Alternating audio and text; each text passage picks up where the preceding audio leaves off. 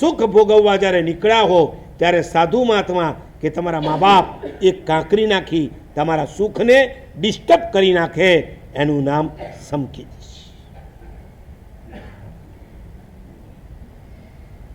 દીકરાઓની ક્યાં વાત કરો છો? મા બાપોને પણ હવે સુખને કોઈ ડિસ્ટર્બ કરે એમાં રસ નથી,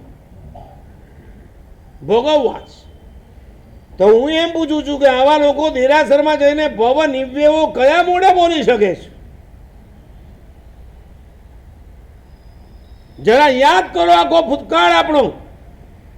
કેવા કેવા મહાપુરુષોને કેવા કેવા મહાસતીઓ થયા.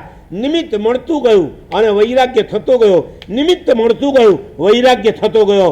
ભરત ચક્રવર્તી બાથરૂમમાં હતા, સ્નાન કરતા હતા ને અચાનક વીંટી નીકળી ગઈ.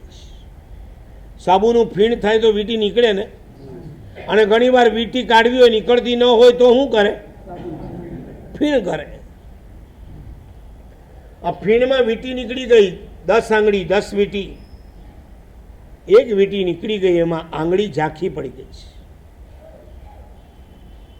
તમારા તો હવે છે ને પુણ્ય પરવારે છે. કેટલી વીંટી? હે, ચેન પહેરો, ચેન. કેમ? સ્નેચરો બહુ ફરે છે, ચેન સ્નેચરો ફરે છે. તમારા પુણ્યને ભોગવવા માટેના પુણ્ય નથી. બધું છે ઘણું મારા સાહેબ, પણ ક્યાં છે? કુમારપાળ 20 જે દિવસે 16 વર્ષે બ્રહ્મચર્યનું વ્રત લઈ લીધું, એના પછી થોડાક મોટા થયા. પોતે ગુલાલવાડીમાં ધંધો કરતા, 68 ગુલાલવાડી. આમ બે બાજુ મોટા થેલા ઉપાડીને માલ લઈને જતા લોકોની દુકાને. અને એમ કરતાં કરતાં પછી જરાક સક્ષમ થયા, પોતાનું બધું વ્યવસ્થિત ગોઠવાઈ ગયું. પછી શાસનની સેવામાં લાગી ગયા.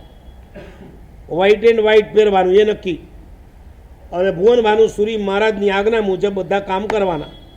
એમાં એક દિવસ વંદન કરતા હતા અને ભાનુ વિજય મહારાજની નજર કુમારપાળના ગળા પર ગઈ. કુમાર આમ કાંઈ હાથ બોડા, ગળું ખાલી કેમ? એમ ભગવાનની પૂજા કરવા જાઓ ને ત્યારે શણગાર સજીને જવાના. આખા દિવસમાં ના પહેરો તો કાંઈ નહીં, દેરાસરમાં પૂજા કરવા જાઓ ત્યારે તો કમસે કમ પહેરીને જાઓ. હે મારા સાહેબ, એમાં ભગવાન થોડા જોવાના? ભગવાનને શું બતાવવાનું? ભગવાન નથી જોવાના, પણ તને ક્યારેક ભાવ આવી જાય તો કાઢીને મૂકી હકા. એના માટે તો આ પહેરી છે એ કાઢીને જાઓ. હવે કુમારપાળને કીધું, કુમારપાળ શરીર ઉપર કાંઈ નહીં સાહેબ, અભિગ્રહ લીધો છે, બ્રહ્મચર્યનું પાલન કરવું છે, તો આ બધું નાટક, આ નખરા આપણને ના શોધે. કુમારપાળને ત્યારે સાહેબે કીધું, જો કુમારપાળ શાસનના કામ કરવા છે એટલે તારે શ્રીમંત અને શેઠિયાઓ પાસે જવું પડશે. આજે શ્રીમંતો કુમારપાળ પાસે જાય છે, એક સમય એવો હતો કુમારપાળ ત્યાં જતા હતા. અને કુમારપાળને કીધું સાહેબે કે તું જ્યારે જાય ને ત્યારે તારા ગળામાં કાંઈ ન હોય, હાથની આંગળીઓમાં કાંઈ ન હોય. એ લોકો એમ સમજશે લુખ્ખો છે, આવા લુખ્ખાને હું આપવાનું? એક સોનાની ચેન તો પહેરવાની છે, એક વીંટી પહેરવાની છે.